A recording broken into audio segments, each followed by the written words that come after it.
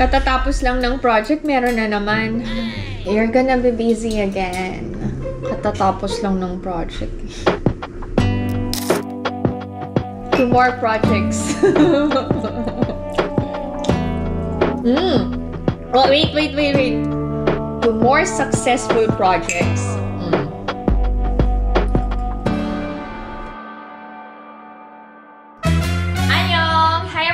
Welcome back to my channel. This is Pinay Mom in South Korea. Samahan niyo ako ngayong araw na to. Maghahanda tayo ng masarap na hapunan para kay Alex, Ina, and Ijun. Alam niyo ba, since everyday nang umuuwi si Alex, mas nai-inspire akong magluto ng masarap na dish para sa buong family ko. And December na, kaya naman magpuput up na tayo ng Christmas tree to netizens. Late talaga akong naglalagay ng Christmas decor sa bahay kasi dito sa Korea, hindi naman ganun ka-special ang Christmas. Unlike sa atin sa Philippines, pagpasok ng Burr month, diba? Sobrang busy na tayong maglinis and mag-decorate sa ating mga tahanan. So yun yung namimiss ko sa Philippines. Alam niyo yun, yung spirit ng Christmas, feel na feel mo September pa lang. Dito sa Korea, madami na ding families ang nagpuput up ng Christmas tree, pero hindi kasing bongga sa atin sa Pilipinas. Anyway, para sa dinner, I decided na magluto ng puchero. First time ko magluluto yon. While cleaning yung refrigerator namin, nakita ko may dahon ng saba. May saging na saba pa ako. So naisip ko, magluto nga ako ng pork pochero. May beef pochero ba? Hindi ko alam Pero yun yung dinner namin and gusto kong ipatry sa Korean family ko. So unahin ko muna ang pagluluto bago tayo mag-decor ng bahay to netizens. Sabi nyo okay, diba? So dyan lang kayo to netizens. Let's cook together. Kagagaling ko lang sa trabaho. Stress pa ba ako sa work? Medyo okay na. Mabait yung new owner.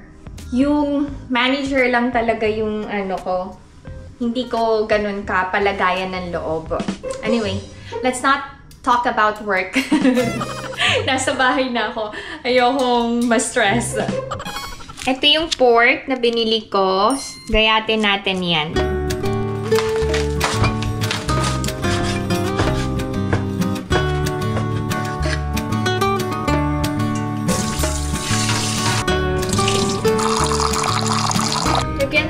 Konting salt pag pinakulo natin. And then bay leaves, pantanggal lansa. And whole peppercorn. Habang pinapakulo ko ang pork, mag-prepare na tayo ng mga ingredients. Siyempre, yung carrots, galing to sa farm. Ako mas gusto kong kainin ng fresh ang carrots. Kayo ba? Gusto nyo luto? This time, yung potatoes naman.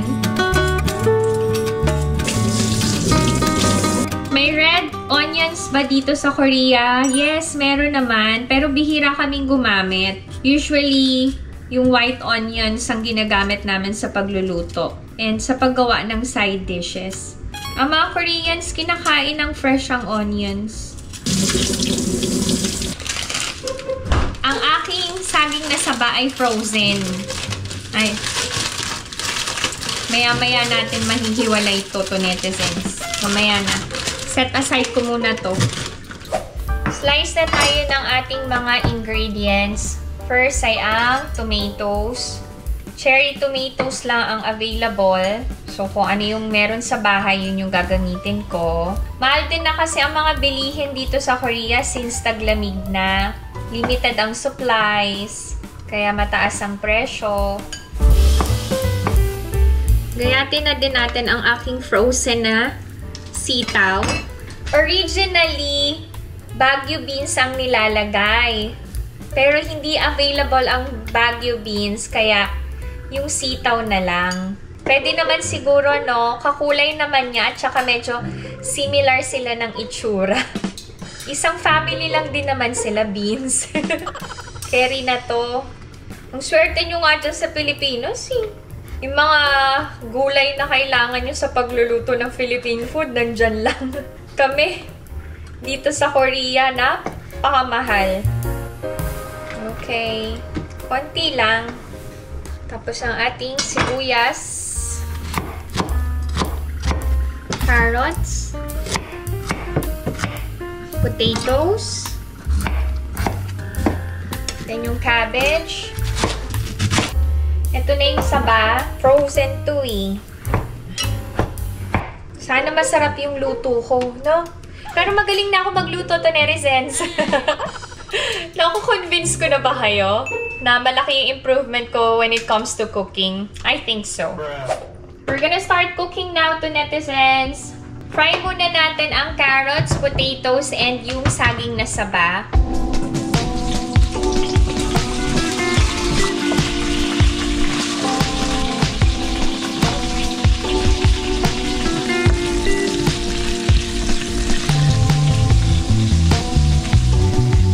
Golden brown na. So, set aside natin.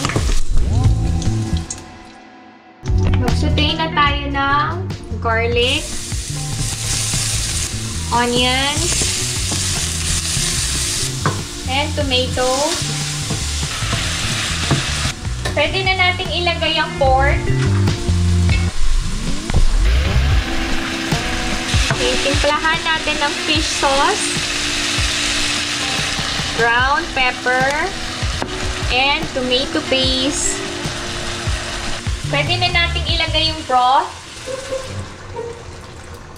O, diba? Ang galing ko na talaga magluto. Okay, pakuluin pa natin ang pork para mas lalo pang lumambot. Hintayin na lang natin lumambot talaga ng bonggang-bongga. Kasi lambot ng puso natin to, netizens. Tsala kayo.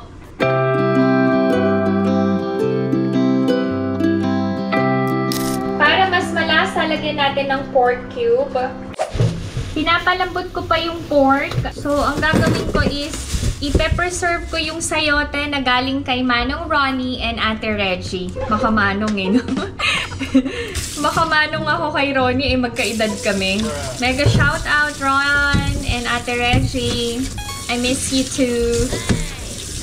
Mahirap nang makahingi ng sayote ngayon kasi taglamig na. So, yung mga tanim na mga kababayan natin, ubos na. Pag summer, madaming sayote. Lagay ko to sa freezer para pwede kong pang tinola or pang ginisa. No? Kanina umaga, nagpalit ako ng bed sheets ng mga kids kasi taglamig na. So, yung makapal na yung kumot nila. Maganda sa Korea, alam nyo, kasi 4 seasons eh. May experience nyo yung spring, summer, autumn, and winter. Pero, mahirap din at the same time kasi kailangan ayusin yung closet every season. Pag may anak ka, magastos. Kasi yung mga damit ng pang-summer, the following year, posible na hindi na kasya. So, kailangan bumili na naman ng bagong damit. Ganun din pag taglamig. Mapapansin nyo, madalas kaming mag-shopping kapag nagpapalit na ng panahon. Tsaka, hindi mapigilan ang paglaki ng mga bata. So, wala talagang choice kung hindi bumili ng mga damit nila. Madami bang damit ang mga kids? Konti lang.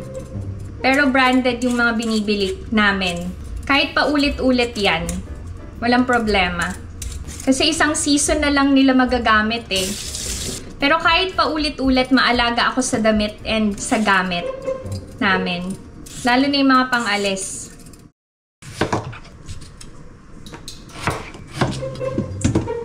Ay! Tinatanggal ba yung buto nito? Wait. Hindi ko natanggal. Nawala sa isip ko. May nagtanong, hindi ba daw ba uso sa Korea yung mga bisita-bisita? Na-observe ko lang, hindi talaga mahilig mag-imbita ang mga Korean sa bahay nila. Mas prefer nila pag nag-get together sila na kumain sa labas and mag-inuman sa labas.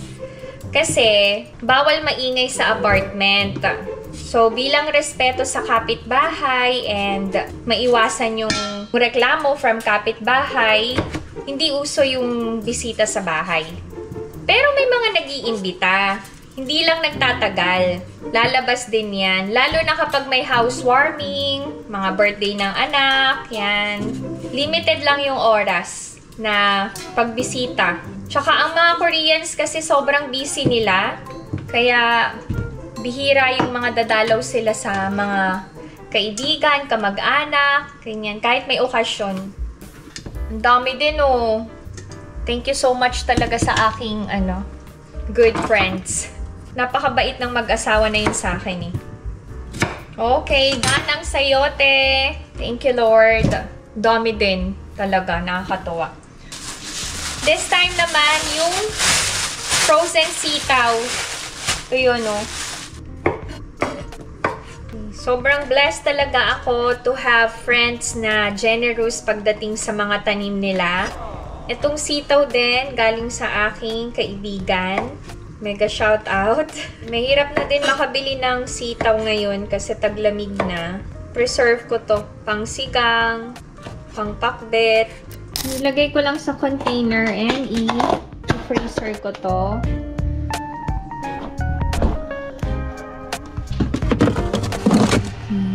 Wala akong malaking container para sa sayote. Ipa-plastic ko na lang. Okay. Malambot na yung pork. Pwede na natin i-add yung mga gulay. So, yung sitaw. Tapos yung saba, patatas, and carrots. Simmer pa natin ng ilang minuto. Check na natin. Wow, nice. Ganda ng kulay. Lagay na natin ang cabbage. Okay. Wow, nice. Perfectly cooked na naman ang ating Filipino food today, ang pork pochero. Very good ako. Oh, 'di ba? Ganda ng color.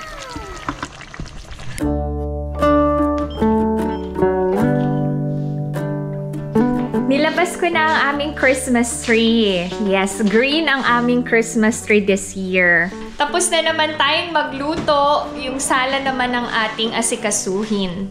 Magpapalit muna ako ng kortina para matchy-matchy siya sa Christmas decors.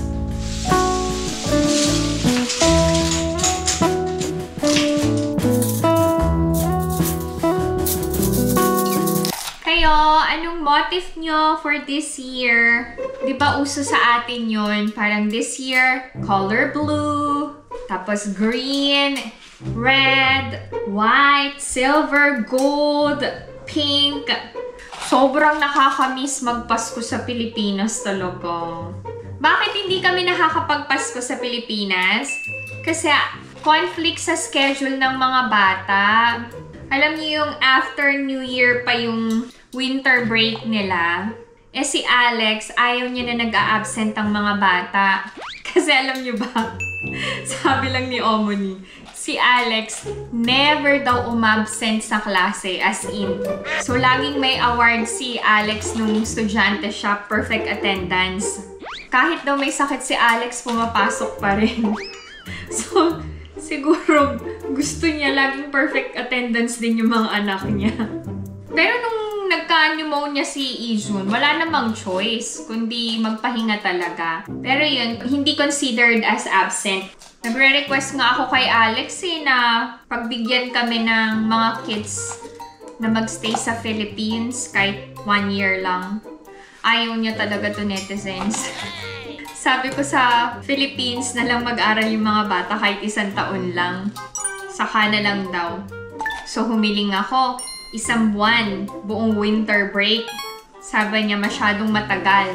Paano daw yung academies ng mga kids? Pwede daw lang, 1 week. Ganun ka-importante sa kanya ang education. Hindi ko naman sinasabi na hindi importante ha. Pero syempre, di ba, total bakasyon naman ng mga bata. So, okay lang siguro na magpahinga sila ng 1 buwan. Pero, ang dahilan ni Alex, baka hindi makasunod sa lesson ang mga bata. So, hopefully, sa winter break, makapagbakasyon kami sa Pilipinas kahit 1 linggo lang. Pero gagawin ko, magto 2 weeks kami. So, Sabi ko kay Alex ako magbubook ng ticket namin. Hindi ko ipapaalam sa kanya na 2 linggo kami. Gawin ko kaya yun. Natatawa ako, naisip ko pa lang ano kaya maging reaction ni Alex. Anyway. To netizens, malapit na ang graduation ni Ijun. May binata na talaga tayo. Bilis ng panahon, grabe. Baka biglang magka-girlfriend si Ijun. Ay, hindi pa talaga ako prepared. Tapos lagi niyang ka-date, no? Ay! My God! Liba-libaw!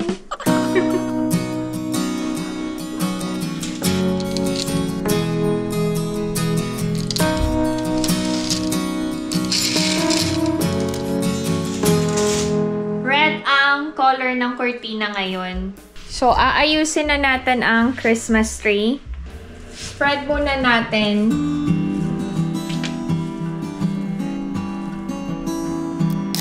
Okay, Ina's gonna go to academy.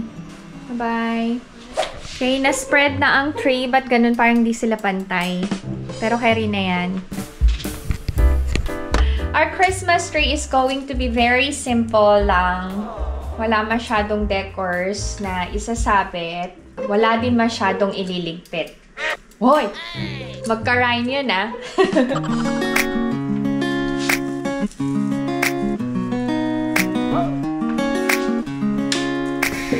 Bumili ako ng crystal ornament sa Kupang. Isasabit ko. Walang Christmas balls. Crystal lang lahat. Ay, ang cute. Meron ng libreng string. May libre ding nylon.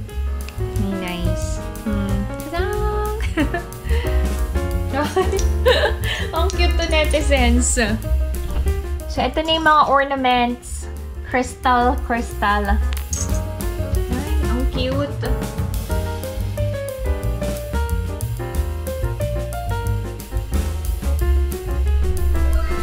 So, yan na ang Christmas tree. Lagay na natin ang star on top. Okay. Ay. Done ang aming Christmas tree. I'm gonna show you. Wait, Izun. Wait! Okay, 1, 2, 3. Oh, diba? Napaka-simple lang.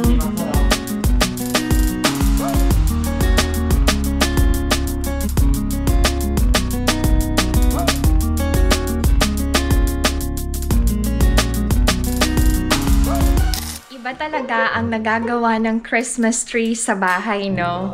Merry Christmas to netizens! Okay, meron pa tayong ikakabit. Ito naman. Yan, very simple lang. Okay, done. This is my pork pochero. Mukha namang masarap. Since wala si Alex, wala akong ihahanda na side dishes. Kami lang ni Ijun muna yung kakain.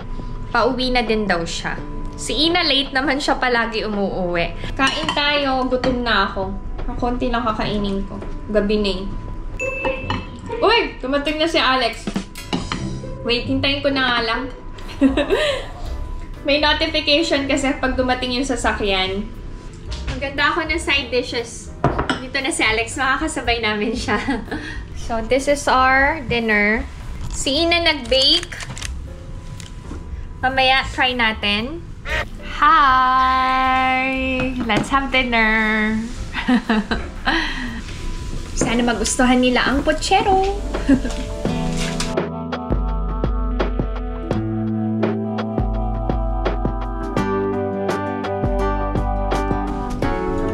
Uy, masarap ah. Fairness. Charcoal magluto. Ayan, sarap.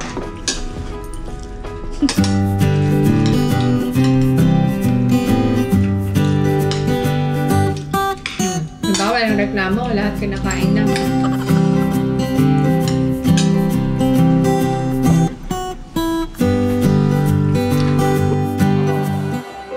Oh, diba? Wala nang reklamo si Tuki.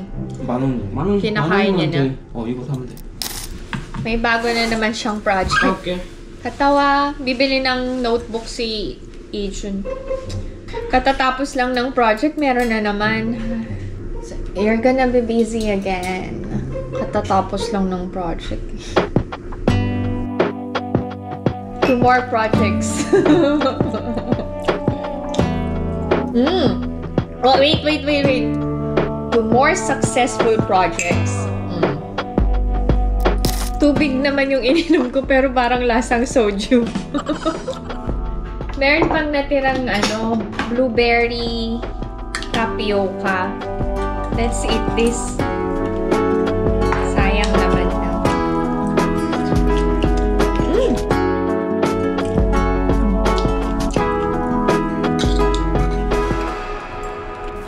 Okay, I'm so happy that you're always home. We can eat dinner together. Anyway, thank you so much to netizens sa pagsama sa akin ngayong araw na to. Masaya na naman ang puso ko kasi kinain ng family ko ang pork pochero. So, sa mga kagaya ko na hindi marunong magluto pero nag-try, nag-practice, you are all doing great. We are all doing great. So, totoo talaga yung practice makes perfect. Tingnan nyo ako. Nung umpisa pa lang na nagluluto ng Filipino food, talagang palpak.